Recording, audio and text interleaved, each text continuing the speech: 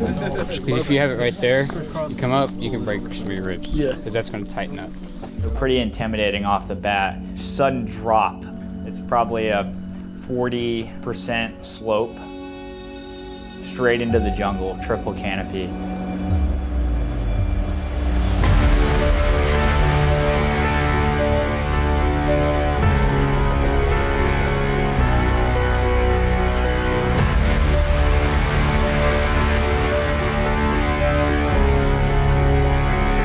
It's either a survivor or die. There's no in between. 5 Golf Mike, actually mid altitude descent maintain 11,000.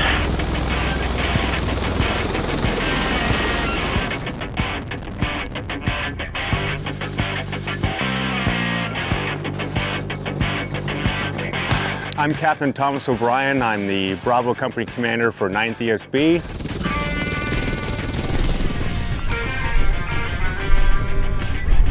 So Bravo Company in particular and 9th ESB, we're out here at Jungle Warfare Training Center and all over Okinawa performing a Marine Corps Combat Readiness Evaluation, also abbreviated as MCCREE.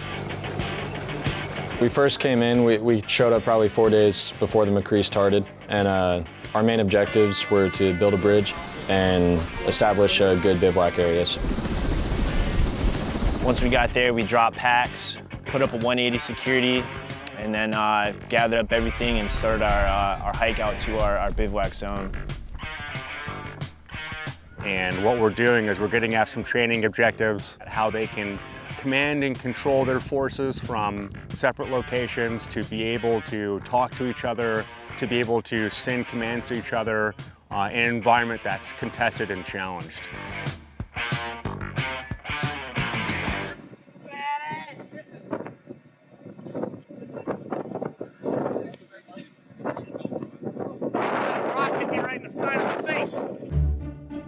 The MCCREE in of itself, it's an evaluation of any type of unit in the Marine Corps, their ability to be able to conduct their jobs. So every battalion or regiment or something higher generally has kind of a task list of things they have to be able to do. And the Marine Corps says you need to be able to do these things to a particular type of efficiency. You need to be able to do these things under a particular type of situation and environment. And so we come out here and we get tested in these kind of unique ways. So you're gonna follow that locking bar like this, wrap it around so it looks like a little loop in the back. There you go. So, when we got here, one of the platoons, they went through a pretty intensive instruction piece by the Jungle Warfare Training Center staff, and some of the stuff included how to tie knots. You have to make goals, so now you're going to go over and see how you kind of make the space. It'll allow an infantry squad to maneuver faster and more efficiently throughout the austere environment. All right, make sure not to catch that pocket. You pull it out this way? Oh, instead of going down. Instead of going down. We're doing this so we can basically like hang yourself on the line. To be honest with you, man, I really don't know. You can see how those ropes are being utilized, how they're being tied, and then you take that skill set and you can take that out in the operating environment and tie knots for ropes and all kinds of handy things that you can use that stuff for. You guys can come around, inspect the system, check it out, feel it. The instructors taught us a few knots that we would be able to use into the endurance course that we're going to be doing the next day. What the endurance course is supposed to do is it's supposed to prepare you for traversing through the jungle and the necessary things that you need to do to get from where you are to where you need to be.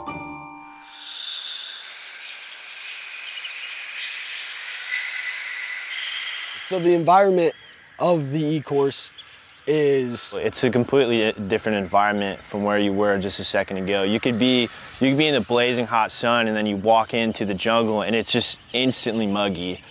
It's a little cooler because you're down a little bit more.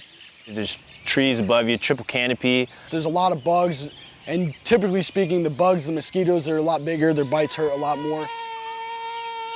On the endurance course, there's a river that runs through essentially the entirety of the course, and from place to place, you're constantly running into the river. The water is freezing cold. You're not just swimming through a good, nice, refreshing. It's cold. It's ice cold. as you're walking, it's everything around you is moist. There's nothing that's dry. There's nothing that you can touch that isn't soaked. And it makes it hard to traverse through, whether that's on slick rocks, on slick clay, because coming down some of the obstacles, there's a lot of clay on there that's wet, and it makes the whole environment that much more dangerous. Everything in there is dangerous, and so you have to be careful of where you're at, what you're doing, where you're placing your feet, because if you're not, you could slip and hurt yourself. It's an environment that's harsh. It's a harsh environment, but it's definitely one that if you weren't being careful, you could easily get hurt in.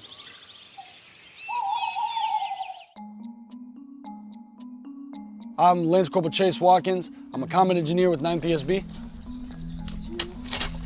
I'm from Coldwater, Michigan. It's just a small town, very little people. It's very cold year-round, doesn't get above 70 typically. Everybody knows everybody. It's a good little place to grow up in. I grew up in the country, and I've always liked working with my hands. I did automotive technologies, or automotive mechanics school for 4 years. It's like its own little community. So car guys can talk about cars, and a lot of people who don't understand cars. It's like speaking your own little language. Everybody understands everybody, and everybody has their own little ways of representing themselves with the car that they work on and build. We're setting up a gun position in case an enemy advances past the main MSR. If somebody was to drive up or walk up, you're going to challenge them. You're going to say something like, did you see the new episode of Rick and Morty? And the answer could be Family Guy, so they say something like, yeah, but I like Family Guy more. If they don't say what they're supposed to say, you'd stop them. I joined the Marine Corps because ever since I can remember, I've always wanted to be in the Marines. Then my older brother joined. He went recon. And he really inspired me and pushed me to really do that. Also because my buddy joined the Army and I had to show him up a little bit, so. And I'm glad that I did do it because I got to travel, I got to see the world, I got to do all these things that nobody back home that I know have ever done. And it's an experience in of its own, and I really enjoy it. The next day, we ran the endurance course at J-Dubs. Hey, separate yourself over there a little bit more. Hey, to make it fair, the fast food's got to wear gas masks, all right? So coming into the E-course, the very first thing is sudden drop. Dropping in, doing a hasty rappel, so pretty intimidating off the bat. All you can see is the landing at the bottom, and it's like at least 50 feet down. You're left with one option, and was to go down. We're in mountainous terrain, jungle terrain, and these steep climbs and these draws and these valleys. They're pretty dangerous, honestly. It's all clay, slippery. It rained a couple days before, so the course is nice and wet. Clamp it. I go across on a 3-strand, then I gotta come back across on a 2-strand.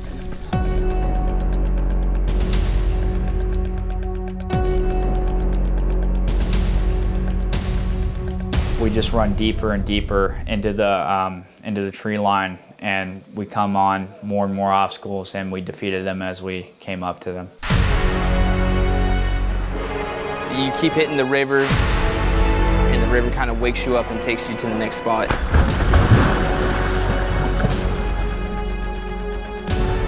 We were able to use our knots in some of the areas to help get down steep hills.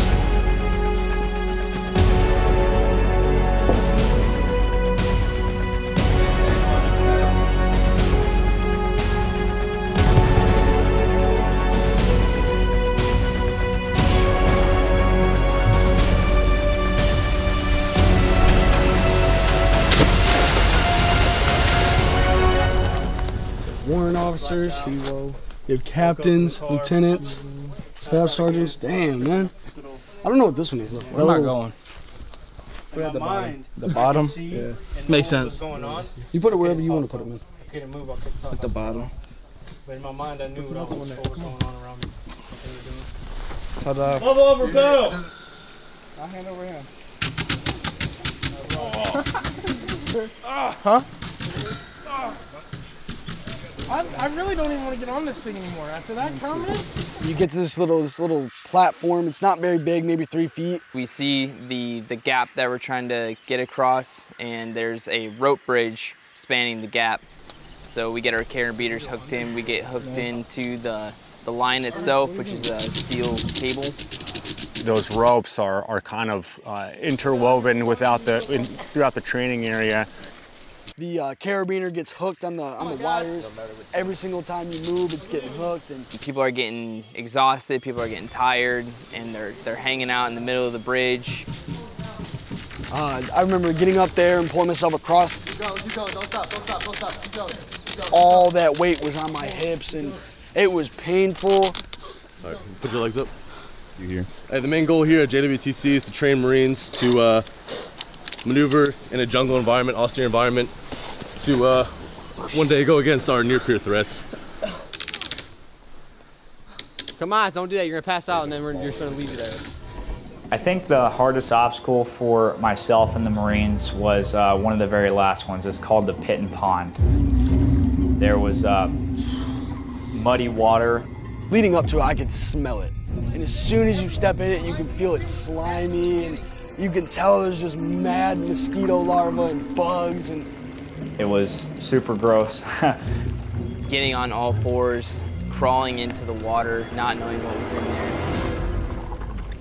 There was some things that we had to go physically under the water for, such as logs, bridges, etc., where we had to put our faces under that water. There's a piece of plexiglass that you have to submerge your entire body in, get across, and then get up without touching the plexiglass. We had to work together to keep each other moving through it. If you mess up and you don't do something right, you're just gonna get sent all the way back to the beginning. You were grabbing onto stuff, not knowing what it was. I was thinking about parasites, centipedes, snakes.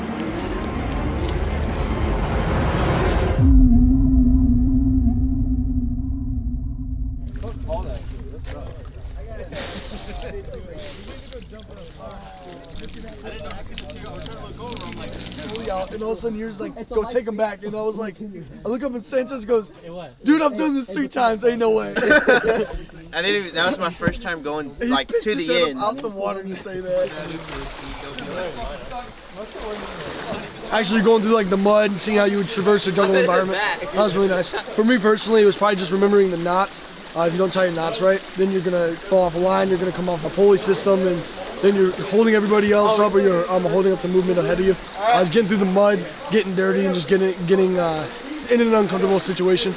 I mean, what's the point of training if you're not uncomfortable? No, you're ruining the flavor.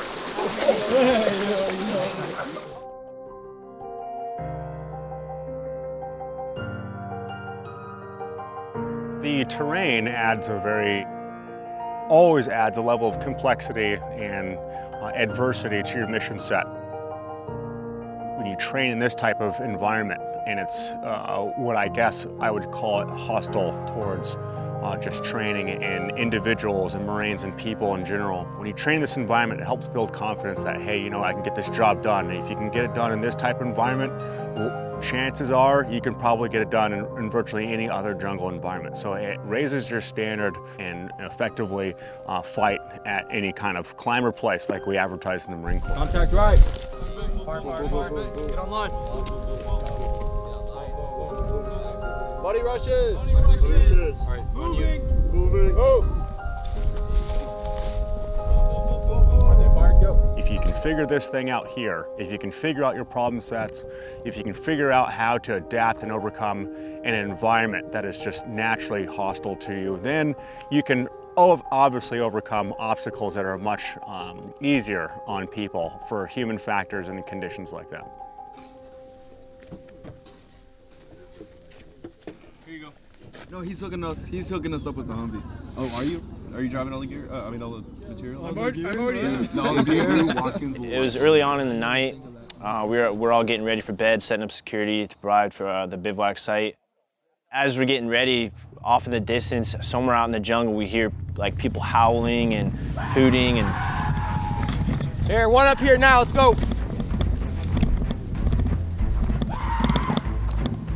And that's when we heard the first pop shot. Heads up. You two watch that left side, all right? And watch that road.